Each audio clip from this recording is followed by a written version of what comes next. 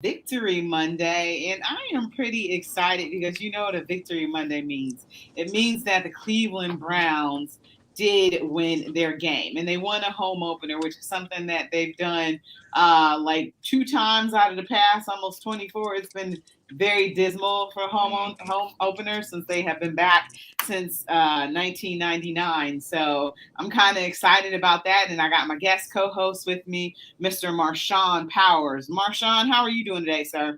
I'm doing good, man. I'm just like you. I'm enjoying this Victory Monday.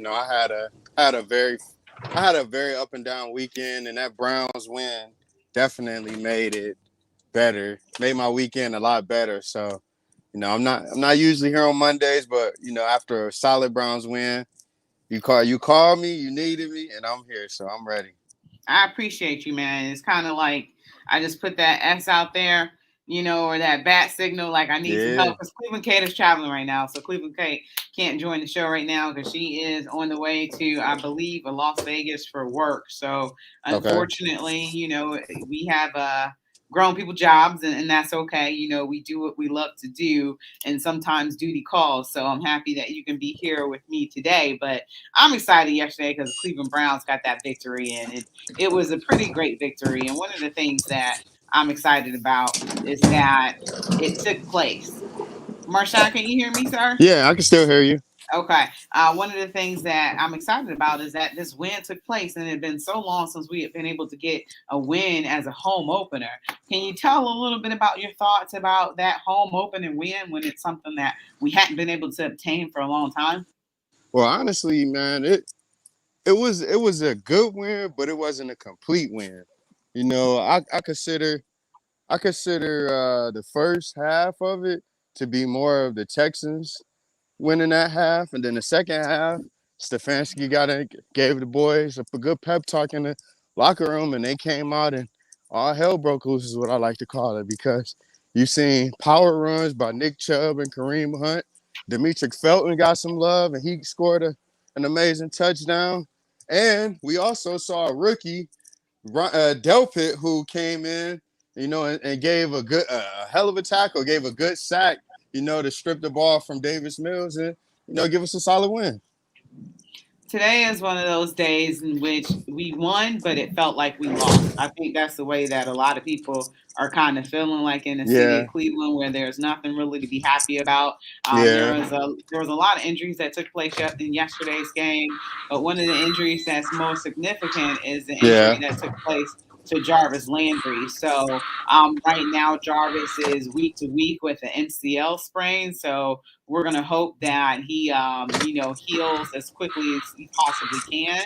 Because one of the things is that while Odell being out, Jarvis's injury might not have any bearing on um, Odell coming back might not have any bearing on whether or not Jarvis is going to be out. So that's Right. something that's pretty important. That right now Cleveland is waiting with bated breath because Jarvis is one of our leaders. He's one of our offensive leaders, even though he pretty much got hurt on the first possession yesterday. But you could just see it in the faces and also in the voices of the people on this team how important Jarvis is to this team.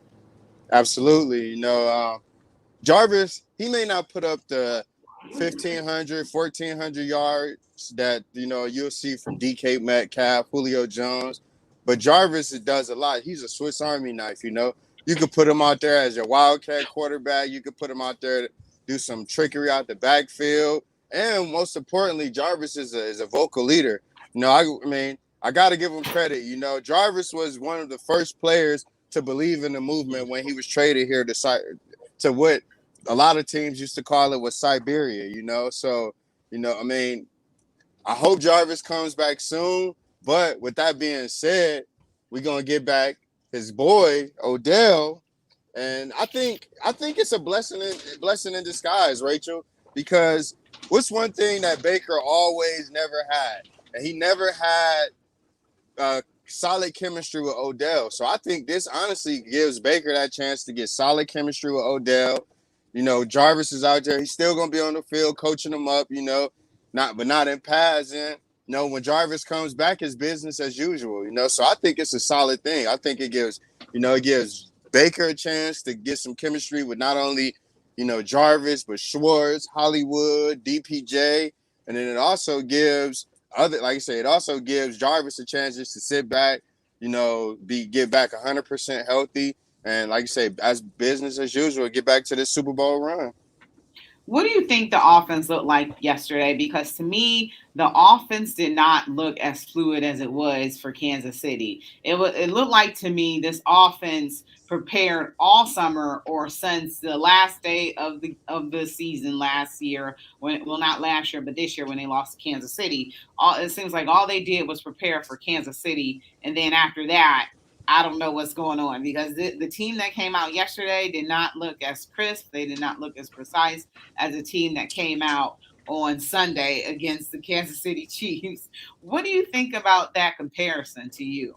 Yeah. Honestly, I hate to be that guy, but it might one or two things. Either they need time, probably maybe no preseason. They really didn't play preseason. That's what I really think it is. I don't think it's one or two things. I think they felt like, hey, last year we didn't really need preseason, so we're going to go without it. We're going to stick with the plan as usual to not have any preseason games this year. And it might have bit them in the butt, because Kansas City played preseason and they got their continuity is flowing just as usual. So I think maybe if we would have played the team, one game, maybe a half a game, we wouldn't be going through these problems of trying to find continuity, trying to find, some chemistry the second game in when, their team's already out there that has some chemistry going on. So I think honestly it has something to do with playing, the preseason. And then,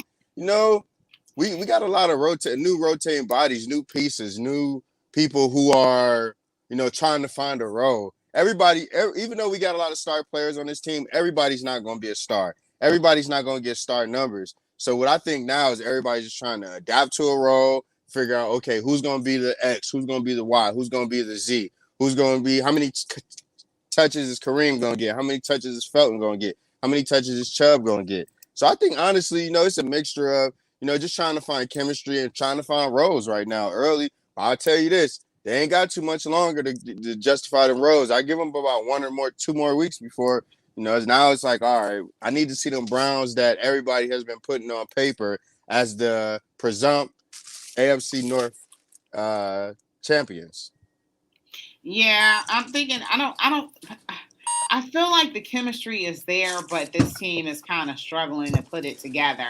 And right. one of the reasons why that interception took place is because Anthony Schwartz stopped his route running. Like, why would you stop running your route? That doesn't make any sense to me. So fine tuning some of those skills, and right now, you're going to have to go down into your depth chart. So you're going to have DPJ be your receiver and Hollywood Higgins, and then Anthony Schwartz. I think you can switch around that depth chart because based on experience and things like that. Because right now you're in the easiest part of your schedule because all it's going to do is get tougher. And I'm sorry, but they were supposed to blow out the Texans. It was not supposed to be as close as it was. And then once Davis Mills came in, it definitely was not supposed to be as close as it was. They were supposed to blow that team away. But my concern will continue to be defense, and I don't want to get to them just yet. But how did you think that Baker looked as a quarterback yesterday? I think Baker looked amazing, to be able to, come back after being kind of crushed because, Schwartz stopped. That's one of the things I absolutely hate is when a receiver stops on a route, but it was a rookie mistake. But I think outside of that, because if it caused Baker to throw a pick, I think Baker looked sharp. 17-19. Was that 90% passing yard? He's leading the NFL in completion rate right now. So this is the Baker that I want to see. The Baker that's playing through injuries. That shoulder. When he landed on his left shoulder yesterday, any other quarterback would have been down. Let that have been any other quarterback that's not as durable as Baker. They wouldn't have returned yesterday. Hence Tyrod Taylor with a hamstring injury.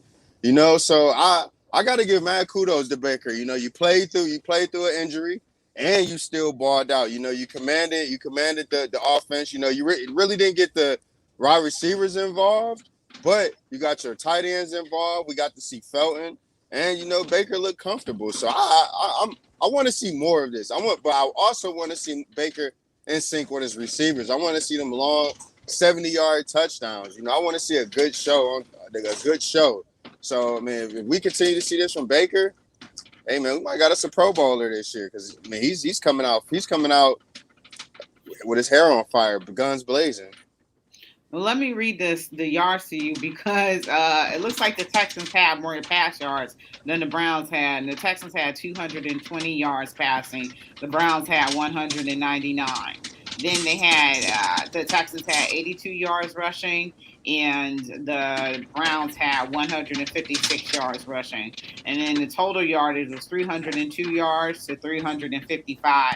And Baker went 19 for 21 for 213 yards with one touchdown, one interception. Tyrod Taylor was balling out, and obviously there was a little extra incentive for Tyrod Taylor because of everything that had happened when he was here and how he kind of ended up leaving town. Yeah. So Tyrod went 10 for 11, 125 for one touchdown, and then Davis Mills came in and went 8 for 18 with 102 yards passing, one TD, one interception. So the Cleveland Browns and their offense, I really don't have any concerns about it. I just want it to look like it did against Kansas City, and if that offense looks like it does against Kansas City, they're always going to win to me. Unless they make mistakes like they did against Kansas City and shoot their own selves in the foot. If that offense can run, hum, and bring it like it did in that game, they'll be fine. But you started to see little chinks in armor when passes weren't connected and routes weren't being ran correctly. One of the things that obviously will stand the test of time is our running game. I feel as if Kareem should have been used a little bit more. He got a little bit more action than it appears that he got in the game against Kansas City. It seems like he was more or less used in specialty situations where in this game he was used a little bit more because at first Nick Chubb was having trouble. It looks like, the Texans stuffed the box. They were prepared for the run. They had a chance to watch the tape against Kansas City, and they were ready for that. And at first Nick Chubb wasn't getting anything, but you kept on running the ball, and that opened up for play action pass and things like that. But at first they weren't doing anything with the running game. And then you got Kareem in there and he was able to pick up some yardage for you. And then I think that's one of the things that turned the tide. What do you think about how that running game was at first? I honestly felt like it was a little stagnant at first, because first quarter is always that fill out. But like you say, second quarter, third quarter, that's when you started to see the run game come alive. I agree with you. I would have loved to see Hub. I call him Hub. Chubb with more than 11 carries, but I mean, hey, with 8 yards a carry, 11 carries, 95 yards, and a touchdown. Man, I felt like that was a solid day. But I would love to see Chubb get 20 carries, man. The Browns, there's a stat going around. The Browns have an undefeated. If I'm not either undefeated record, they only lost one game when Chubb has 20 plus carries. If you give Chubb 20 plus carries, you give Kareem about 13 to 15. Nobody can stop us. But I honestly think, Rachel, that they're going to have to do that now with, Jarvis is out. Odell's coming back. Probably not going to be full speed ahead when Odell comes back. But, I honestly believe that if we start to see more of that ground attack where you're giving Chubb and Hunt their respective carries, it'll be amazing. One thing I do want to see is how do they integrate Dearness Johnson in this, because I feel like Dearness Johnson is a lost cause. He's also a great running back. I don't want to see him just kept out the fray. I feel like the Browns have 4 good running backs to where you don't need to run down all 4 of your running backs. Give some of them a little break. See where it goes. Maybe against a team like Detroit, you don't run all of them you don't run them 40 times a game. You may do this 11 carries, but against teams that matter, against the Baltimores, against the Pittsburghs, you have to give them 20 yards a carry. But I mean, that's your question. I don't think the run game is the problem. Me, it's more so the pass game, getting in sync with them receivers. Okay. Well, we're going to have to take our break right quick. We're going to be right back. You're listening to Her in the Huddle on WOVU 95.9 FM. We will be right back. Can you believe it's that time again? Fall is on its way. Right around the corner is Sweetest Day, and we have a sweet treat for you. EDB Productions presents The Intruders, Saturday, Hey, Rachel, October you hear 9th me at the good? Front Stage Multiplex in Cleveland Heights, 3492 Mayfield Road at Severance Town Center. The show begins at 8 p.m. with host DJ McDuck and Cleveland's own Triple Exposure. For more information, call 216-331-0024 or call 216 Hey, is there any way it can be a little bit less noisy? You don't Because want to miss everything is this getting epic picked up event. on the The radio. Intruders, live at the Front Stage Multiplex, Say again? 3492 Mayfield Road. I said, is there any way it can be a little less noisy? Because all that stuff is getting picked up on the radio. Yeah, I'm done now. I'm actually headed back on the smooth road, so you won't really hear much of anything now. You shouldn't hear anything. Okay. Because I'm like, they going to kill me. I really need to use your computer. Because I was like, the door and the little thing, I'm like, oh my God. Yeah, I heard it. I just closed it behind me. I just closed it. I was like, man, that sounds crazy. But now I'm actually headed back towards the city, so it shouldn't be as bad now. Okay. All right, cool. I'm so happy to hear that. Well, the Obama Center does that too. All right, I'm going to have our guests come on a little early when they let them inside. Okay. He ain't in just yet. Okay. So he'll talk a little with us too. But let's move on to the defense because you know everybody talking about Joe Woods. Joe Woods, they want his head. Yeah. Okay. They want to fire my guy Joe Woods. Joe ain't did nothing. Yeah, I ain't with that at all. FM, Our Voices United, a Burton Bell Parr community radio station. Welcome back to Her in the Huddle with Rachel Hill, the First Lady of Sports.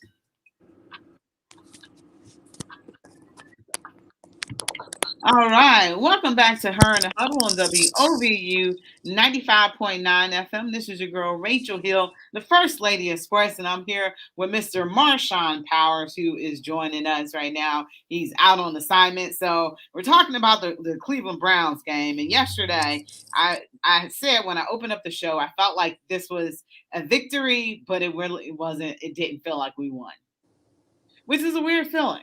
Because there were some games that were like that last week, and it's just you want to blow out, you expect to blow out, and it just didn't happen. If anything, this was just a good football game because it got a little close because Tyrod Taylor was balling out of control. Excuse me, and our defense was having an issue with stopping Texas from moving the ball.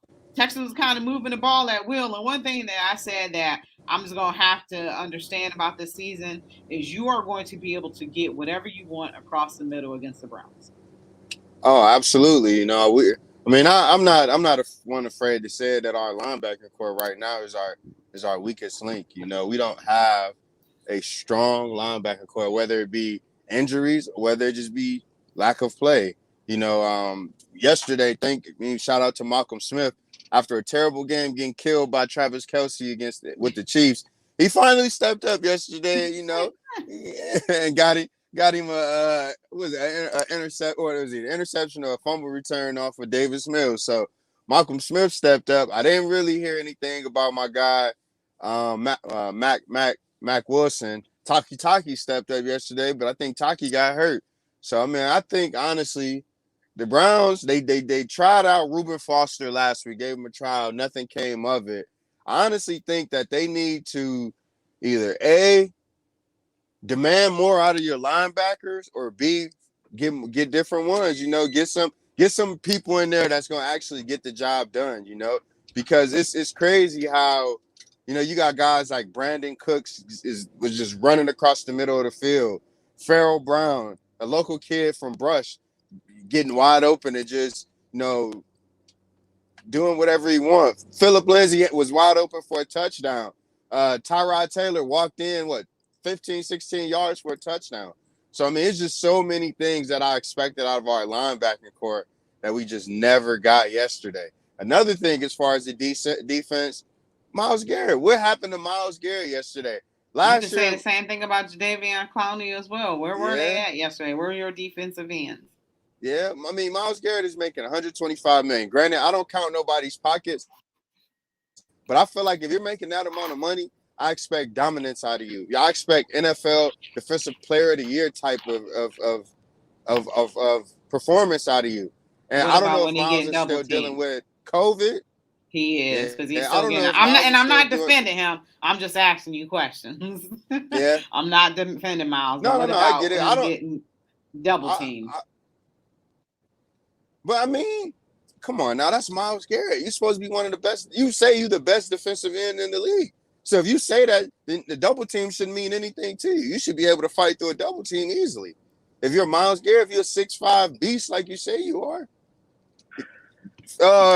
What's his name that plays for the Rams? Aaron Donald. He's 6'1". He's smaller than Aaron Donald only 6'1".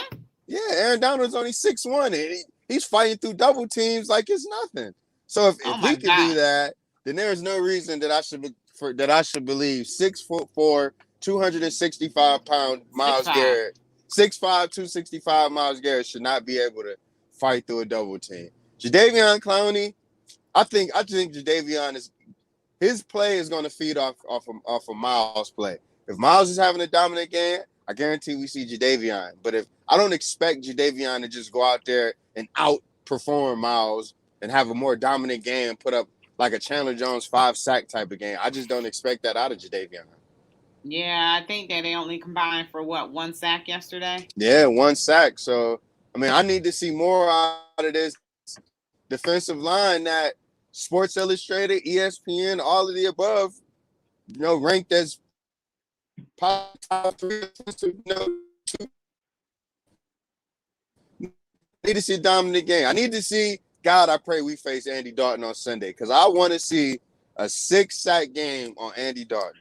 And I don't really like to, put those things out there, but I need to see a dominant game from Andy Dalton. I mean, Are you from trying the to kill defensive Andy line Dalton right now? versus Because Andy I don't Dalton. know how much more he can Yeah, take. because I don't know how much more Andy Dalton can take at this point. Yeah, I'm not trying to kill him, but I'm trying to get him off the field so I can see Justin Fields. I mean, are you sure I you am want trying to do Justin that. Fields carving up this defense? Because I believe he can. No, I don't want him I to believe carve he up the can. I don't want him to I carve believe up the he can. defense, but I want him to play.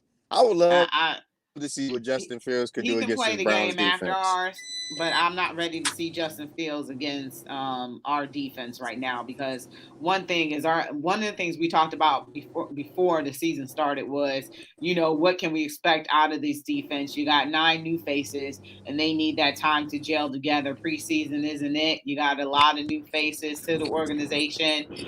We need time. This defense needs time. As you can see, last week, this week, this defense needs time. I think those expectations, like you just rattled off the list of all these magazines that said how good, and we know how good the Cleveland Browns are supposed to be. The defense was supposed to be a top defense on paper, but now games are happening. And we're kind of not seeing that. And to be fair, you talked about Malcolm Smith against Travis Kelce. Nobody is really stopping Travis Kelce. So let's just be real on that. I haven't seen anybody be able to do it. Well. We ain't got there yet. A good run for their money. We ain't got there just Somebody yet. gave a good run for their money, but we can talk about that in a little bit. Yeah, we gonna get to that. But right now, we got our student reporter with us, Mr. Caleb Blake, who is a rising sophomore at The Ohio State University. He's gonna be talking some Ohio State with us, but also is going to be talking a little NFL football with us. And Caleb, you just came on, but I know you were listening a little bit. And what are you thinking about this Cleveland Browns defense? What does it look like to you? Is my mic all good? You guys can hear me all right? Yeah, we can hear you fine. All right, yeah. So y'all hit on some good points. We didn't get a lot of great pressure this weekend from, Myles and Jadeveon. Obviously, you want to see more than 1 sack after the game. So, but overall, I mean, obviously it sucks we gave up 21 points to the Texans. I mean, the Texans, despite, Tyrod's been kind of balling, but they're not like a great football team. They're not making the playoffs or anything like that. So, it was nice to see Grant Delpit out there, though. He made a lot of key plays. Yeah. He got his first sack. So that's exciting, seeing the secondary get bolstered a little bit. But it's also only week 2, so I'm not really overreacting or like tripping about anything. Like I think the more games we play, the better the defense is going to get, and we'll just start to mesh. I do agree, though. I don't want to see Justin Fields this weekend. I think Justin Fields could tear us apart. So I would much rather not see Andy Dalton get sacked to the point where he's like too hurt. So, but we'll see what happens against the Bears on Sunday. Yeah, we did talk about that. Possibly Justin Fields could be starting by game 3, which would be against the Cleveland Browns. And it's looking like it's on their way because Andy Dalton is having a hard time staying upright. And Matt Nagy keeps saying as long as Andy Dalton is healthy, he will play in this game. But as I agree with Caleb, I do not want to see Justin Fields against this Browns team because I don't know if he was on Caleb. Go ahead. Here's why I say I would love to see Justin Fields against the Browns. I'm still not sold on Chicago's offensive line. Granted, I understand how much Justin Fields can, move in and out the pocket, but I'm still not sold on the ability for Chicago's offensive line to be able to attack both edges. To be able to hold up on both edges. So, if Chicago's offensive line hold up, I'm with y'all. I don't want to see Justin Fields at all. But if that line don't hold up, I think we could be able to get some pressure on the Andy, Justin Fields, whomever played quarterback down in Chicago. So I actually think that, that's why I don't want to see Justin Fields, because his ability to make plays without, with his legs, the offensive line is not going to hold up. I don't think Andy Dalton's going to be able to make any plays like that. But Justin Fields is the guy who can. He's the guy who can make something out of nothing. And, I don't want to, our secondary is obviously playing better. We got Delpit back. Greg Newsom's, coming along still, but we're not there yet. And I think the more time that he has to operate, obviously it's not going to be all day because their offensive line is not great. But just having that extra threat, I think would actually hurt us in the long run. So I want to see Andy Dalton. Don't need to see Justin Fields on the, torching us for however many yards and touchdowns. I don't need to see that just yet. Against anybody else, not the Brownies.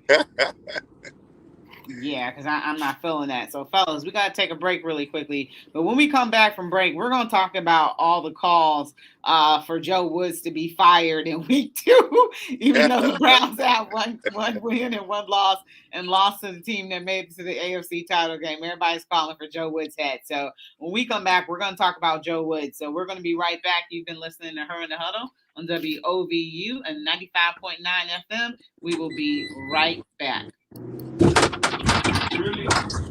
This is a news break on a tragedy in Cleveland Mayor Frank Jackson's family. 24-year-old Frank Jackson, he's good though. Was killed on Sunday, September 19th around 9 Okay, p.m. Lamar's out of his mind. Valley housing complex near Kingsman Road. Shortly after, Lamar was you don't think he better recognize WOVU 95.9 FM. Send our thoughts and they're prayers not to even. Mayor Frank Jackson Justin Fields is better. There is a $5,000 No, they're not. reward for anyone. No, they're with not. information Justin Fields that can run. leads to Trevor a Lawrence ain't running all like that. Oh no, Trevor Lawrence can't is run not that better great, than though. Justin. Trevor Lawrence is nice No, though. Justin Trevor Fields is Lawrence better. is nice though. 5464. Justin Fields is He better. is, but he's not better than Justin Fields. 5464. What about our Call defense? Crime Stoppers at That's hard for me to put 216-25-CRIME. Trevor Lawrence That's over Justin Fields, man. 216-253. That's a Oh, you guys are also talking about the linebackers. We gotta play JOK. 216-253-7463. Yeah. This is brought to you from the I forgot to say that. I was WOVU just newsroom. going, but Hi, I'm Lawrence Daniel. Caleb, you went to the game Saturday? Coordinator for Cleveland Documenters. Yeah, I was there. Up the neighbor up I would say Cleveland for like Documenters halftime, but I trains and watched the pays rest like Cleveland my residents just like you to document government meetings in Cleveland and Cuyahoga County. We then share our coverage with the public to help make our government more accessible and more accountable. Search our listings for upcoming meetings and our coverage of Cleveland City Council, RTA, and other local public meetings at cleveland.documenters.org. That's cleveland.documenters.org. Also, do you want to learn more about local government? Maybe pick up some writing or journalism skills, or maybe you want to connect and build with a community of civic-minded Clevelanders. Then sign up to become a Cleveland Documenter. Get paid to document local government meetings and keep the public better informed. Sign up and register for our September 21st orientation at cleveland.documenters.org. That's cleveland.documenters.org. Cleveland Documenters, powered by Neighbor Up. This is brought to you by Cleveland Documenters and WOVU 95.9 FM, our Voices United, a Burton Bell Car Community radio station. You got in her ear too much. No, she like Penn State, actually. Oh, really? She was born in Pennsylvania. Welcome back I heard to Penn State was Her nice, Huddle though. with Rachel Hill, the First Lady of Sports. All right, welcome back to Her in the Huddle on WOVU and 95.9 FM. And make sure you always listen to us. You got a few different ways you can listen to us on regular terrestrial radio. You can listen to us online at WOVU.org. And you can always download that WOVU app so you can drop us in your pocket and keep us on the go and listen to us at any time. You can always give us a call at 216-271-0959. I have Marshawn Powers with me today. And I also have Caleb Blake with me, a rising sophomore at The Ohio State University. So I have them both guest co-hosting with me, talking some sports. And before we went to break, I said one of the things we were going to talk about when we get back is for all the pitchforks, fires, and the long contingent of people that say that Joe Woods needs to be fired right now. What are your thoughts? And Caleb, we'll go with you. I don't know what happened to Marshawn. He'll probably be back on in a second. But what are your thoughts with the people who say that they are ready for Joe Woods to be fired already and we're only 2 games in? We have a 1-1 record and we're giving up typical average yardage of what NFL teams do. Yeah, I mean, it's like I said last segment, like it's only week 2, so it's not nothing to overreact about. I mean, we're 1-1, which honestly I would have probably expected if you told me we'd start the season playing the Chiefs. So, I mean, and obviously we played way better than at least I anticipated going into that game. So, and the defense, yeah, there's things to work on, but I mean, I think we just give us a few more games because honestly, okay, the first game with the Chiefs, I mean, nobody's really stopping the Chiefs offense. Like, I mean, even the Ravens in that game yesterday, like they put up 30+ points in both their games.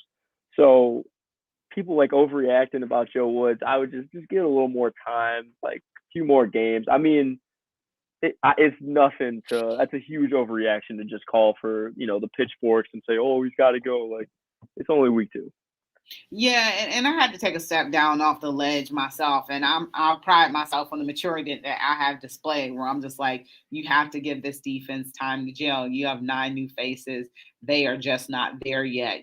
They're trying to recognize other offensive schemes that they're playing against. You got some rookies in there who are doing good. Like you mentioned, Grant Delpit. It was nice to see him be out because I didn't know when this cat was ever going to play, if ever. So it's nice, seeing him out there. They did a decent job stopping the run. They did a decent job stopping the pass. What they did yesterday was average defensive numbers.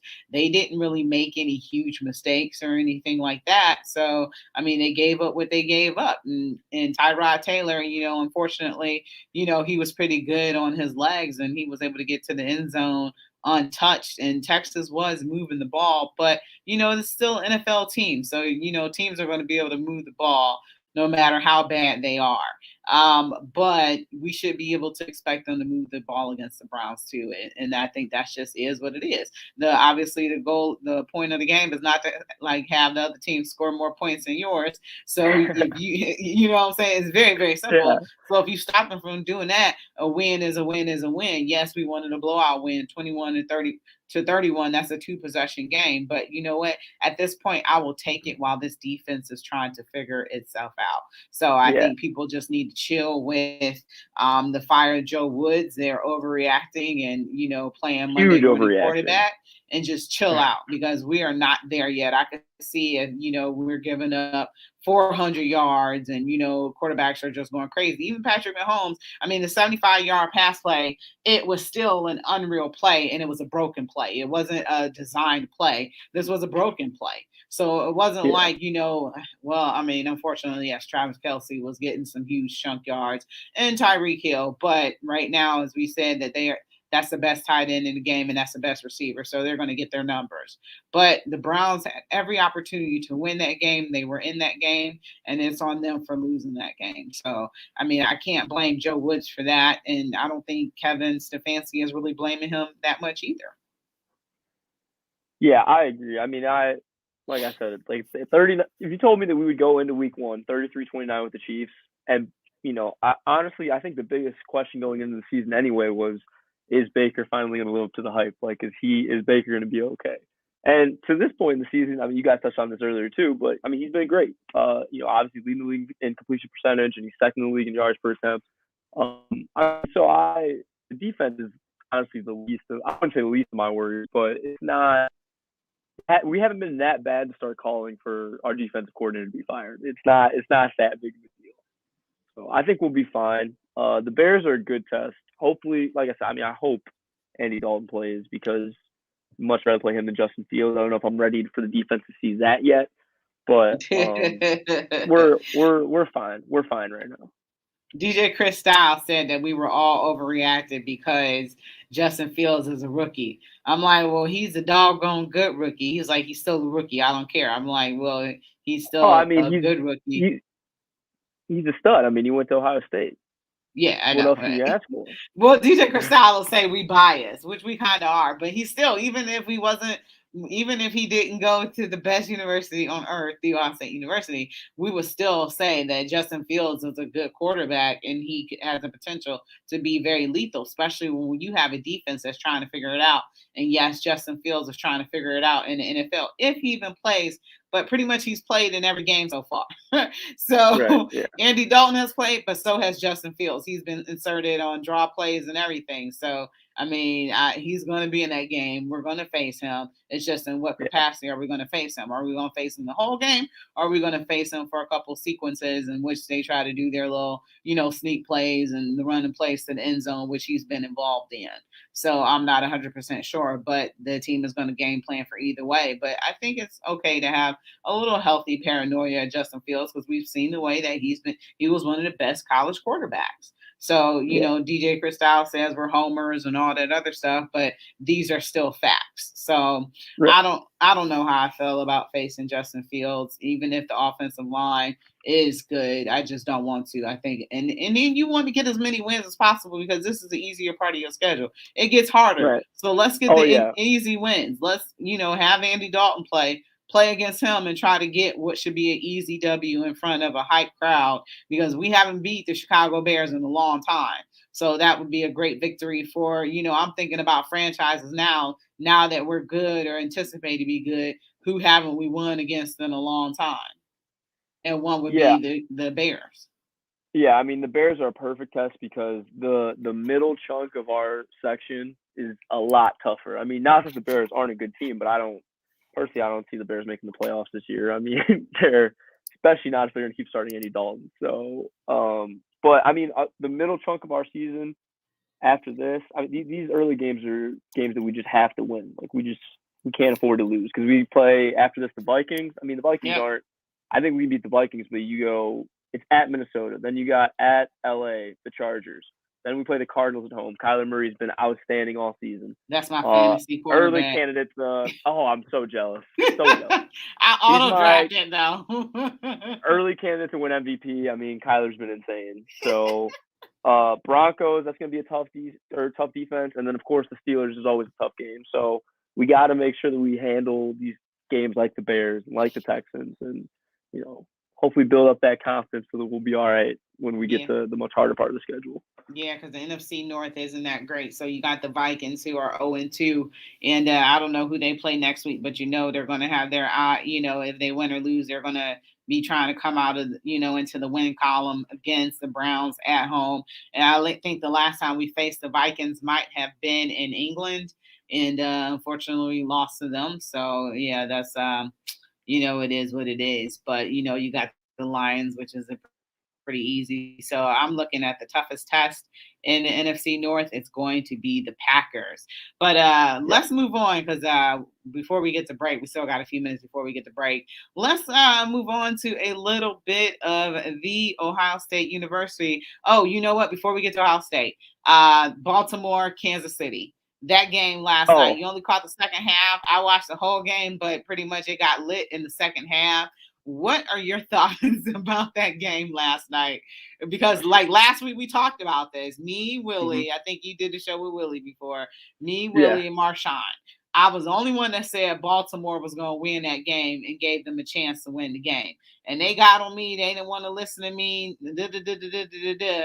And guess who won? Granted, there was a turnover.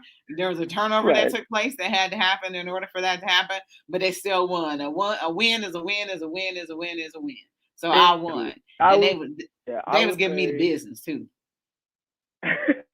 Oh yeah, turnovers are part of the game. So like you said, a win is a win is a win. I mean, biggest takeaway, Lamar Jackson's just incredible. Like I got back and the first play that I saw was his like cross body, like 50-yard touchdown to Hollywood Brown. I mean, there's just not many other guys in the league that can do that. You could argue that there's really only like Patrick Mahomes that can really do that. Like the way that he uses his legs. I mean, I don't care how he doesn't have to be the best passer in the NFL. He is just the best at what he does. I was literally talking to my roommate about this yesterday when we were watching the game, and like it doesn't matter because beating the Chiefs, that's such a huge victory for him. You know, he's 0-3 against Mahomes before that game. I think the Ravens kind of needed that to maybe not needed it, but after a loss like they took with the Raiders. You know, it was nice to see Lamar kind of bounce back because he had 3 fumbles in that Raiders game, but to come back and be the special player that he was, it was a real back and forth game. It was real exciting. Yeah, and it was just kind of vintage Lamar. Like I go back for some reason. I like punishment, and I watched Week 14 of the Browns versus the Baltimore Ravens. I don't know why I go back and watch this game, and I just watched Lamar just kind of run all over us, and that's pretty much what he did to Kansas City. The Kansas City defense is not that great. You know, they were able to capitalize off of mistakes that we had made in our game against them, but the Kansas City defense, they had a hard time holding, and Lamar, you know, he was able to beat him with his feet and he was able to beat him with his arm. And at the end of the day, that defense, Baltimore's defense, who I also have in fantasy as well, and I lightweight thought about trading them for the Cleveland Browns defense, but I might just keep the Ravens defense. You know, they were able to contain Patrick Mahomes a little bit. And Marshawn, we got Marshawn back, so I know that he wanted to say somebody else was able to contain Travis Kelce. Yeah, man. Patrick Queen, man. The linebacker from what they call it, linebacker U, LSU linebacker U. But no, Patrick Queen, man. That's a guy who I wish we had him here in Cleveland, but you know, unfortunately, we wasn't drafting that low in the first round. But no, Patrick Queen was on top of Travis Kelce, and then you know my guy Big Hump, Marlon Humphrey he put the clamps on Tyreek Hill. So I mean, I don't know, man. I guess. I don't want to say Baltimore showed us the blueprint to beat Kansas City because we know what it is. You need to run on them. You're not going to beat Kansas City unless you don't have a effective run game and a defense that can slow. You're not going to stop Patrick Mahomes, but you can slow him down. So if you get those two, you could beat them. We had about 1.25. We had a good run game. We just didn't have the defense to shut them down, but. You know, I mean, hey, I agree with everything Caleb said, man. You know, to be able to see Lamar, you know, come with, you know, basically Sammy Watkins, Hollywood Brown, and Latavius Murray, and will a win like that, a comeback win. I was surprised. I woke up at 4 a.m. this. Oh, you did? Because I sure no texted. I was texting you and Willie like. I thought y'all would be up watching that. No, I fell asleep after I had a long day yesterday after the Browns game. I had a festival I went to, but no, man, definitely I watched probably I want to say a little bit of the third quarter, and then it was lights out for me. But what I saw, you know, it didn't look good for Baltimore then. But no, like I say, man, you know, to be able to pull that out.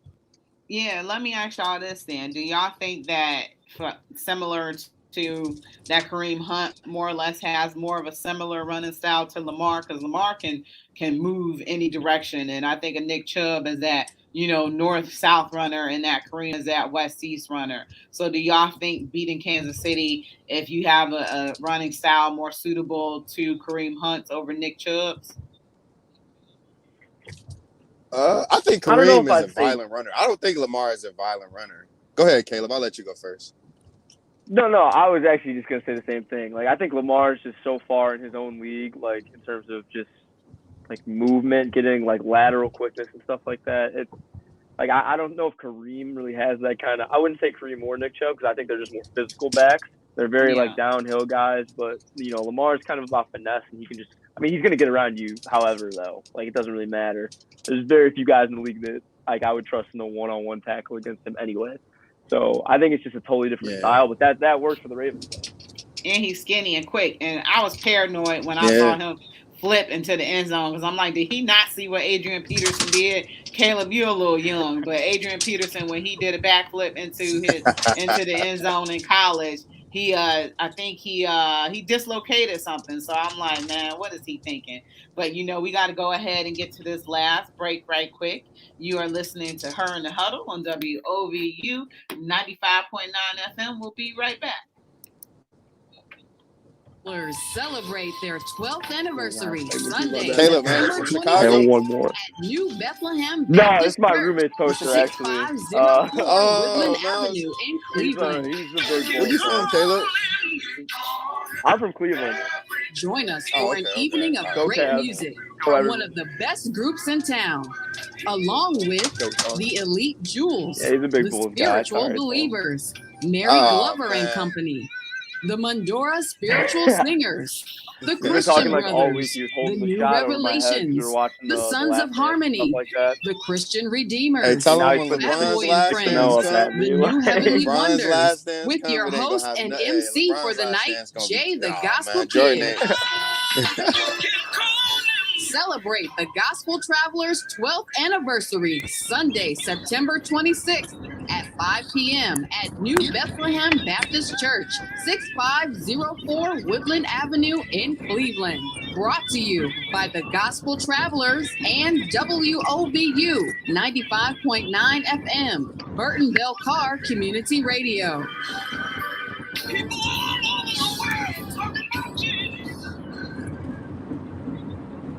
What I would say to you is that I see you.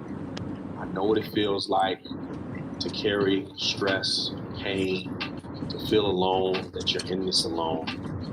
But know and understand that I see you.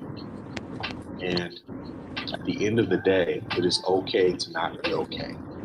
This message of hope is from the Alcohol, Drug, Addiction, and Mental Health Services Board of Cuyahoga County, the Suicide Prevention Coalition, and WOVU 95.9 FM. Our Voices United, a Burton Bell Carr community radio station. Welcome back to Her in the Huddle with Rachel.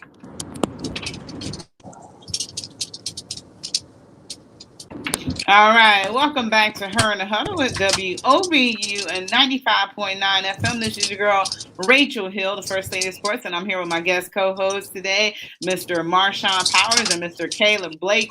And you know what? When we start talking about the Browns, time just runs away. We got about 10 minutes left in our show, so let's just go ahead and get to Ohio State. But at the end of the day, the game against Kansas City and Baltimore is very, very exciting. And I never root for Baltimore, but the Chiefs are now the team that I absolutely hate, so I always got to root against them. So I rooted for Baltimore right now, and all the teams in the AFC North are all 1-1, so that is interesting. All right, Caleb, so you were at the game against the Golden Hurricane. I don't understand why it doesn't have an S on the end. It's just one hurricane.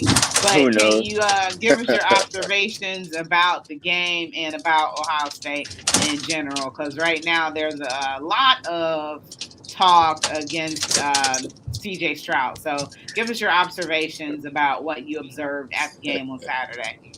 Yeah, so I'm not gonna lie. Well, the biggest thing with Ohio State football right now is just realizing, we talked about Justin Fields earlier, and we were just so blessed to have him as our QB1. Like, not that CJ Stroud, CJ's played all right. I mean, he's a young quarterback. I'm not, calling for his head or anything. Because we're 2-1. Obviously, that's not great by our standards. We should have beat Oregon, but yeah, there's a lot of questions in the air right now. I mean, the defense is the biggest problem. It's the biggest thing that needs work right now. Even giving up 21 points to Tulsa is too much. Like, they're just not even close to on our level. And honestly, that game was a lot closer than it seemed. Like, we won by, 41-20. But I mean, it seemed a lot closer than it was for a lot of the game. And that pick six at the end was kind of what, made it seem a little bit prettier. But I mean, I'm hoping that CJ can figure this out. I'm hoping Coach Day can, get a nice plan going. Because we can't afford to lose another game. We have to beat Penn State. Luckily, that's a home game on Halloween weekend. So hopefully, we'll be there and be able to give you guys a little update after that.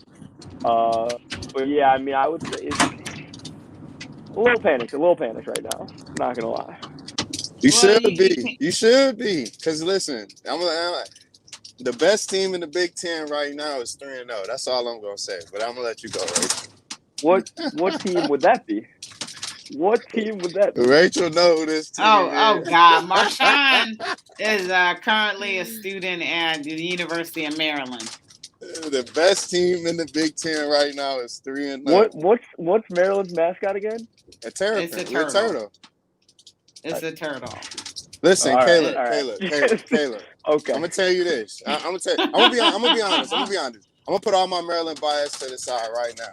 Here's my biggest thing that I had. My biggest question that I had with CJ Stroud: accuracy. He had Chris Olave on a wide open. I think it was a post move to the back of the end zone. In the first quarter. No, and I remember he that play overthrew him. Like it wasn't even close, man. That's no, my I know only... the accuracy. The accuracy is a big problem right now. I mean, I'm not like I said, CJ's a young quarterback. I mean, you're always gonna go through struggles. That's why I'm saying we were so blessed to have Justin Fields because he is that guy. And I think that's something to keep in mind is like CJ Stroud's not Justin Fields. I mean, there's not a lot of people that are, but I mean, accuracy is definitely his biggest problem right now. I hope that he can fix that because if not, I mean, like if we lose another game, then I mean the season's over. Like we're already kind of on the brink of extinction right now. I mean, 2-1 is just not something that we've been used to in the regular season recently. So hopefully he can figure it out. If not, I mean, I wouldn't mind seeing like Kyle McCord. I've heard that he still looks really good in practice. I wouldn't mind seeing Quinn Ewers. I mean, throw him in early, just put him in the fire. You can't pull CJ out. You got to give him an opportunity. I'm not calling for it either. Here's what I think. I'm not calling for it either. Here's what I think this situation is going. A lot of people are though. I've been calling this situation for a while. You got a guy sitting on the bench right now that came out of high school that's getting paid $1.4 million. Y'all remember what happened with the whole situation that happened with Trevor Lawrence and Clemson when you had I forget the guy's name. He transferred to like Missouri or somewhere after that. It's going to get to a point where Ohio State, you're going to have to play Quinn Ewers. So I hope it doesn't come at the price of you losing CJ Stroud this year. I think CJ Stroud is a good player.